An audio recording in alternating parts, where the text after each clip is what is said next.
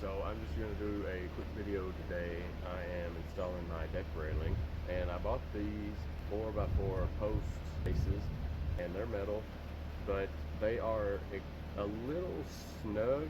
They fit the 4x4 post really tight. So what I'm going to do is show you how to get it put on there.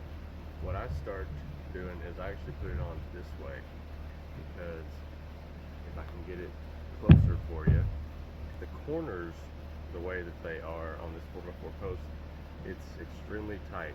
What I do, I take it and just beat it on there by hand to start, because I don't want to scratch any of the black paint that is on here. So whenever I take and I get it put on there, just like that, I get it seated, I'll pull it back off, and then I'll go around and I'll take my hammer, and however deep that is, I'll take and I'll just kind of tap.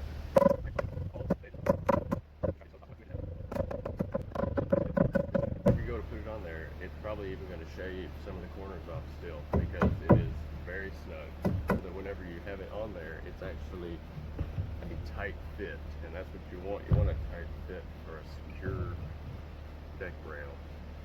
You're going to have to muscle it.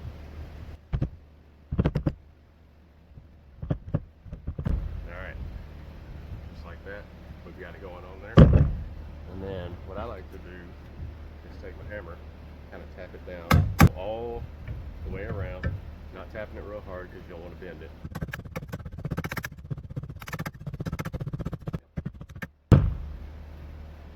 And see, look, like I told you, it's very tight, so it even cut in on the corners right there and shaved it off. So you could just clean that up after you're done. And there's 2 screws on all 4 sides there that you put in, and then you got these 4 right there that you put your screws in for the base, and after that you're good to go. So I've got quite a few of these I've got to get set, but God bless. Have a wonderful day, and the more you know, the more valuable you are.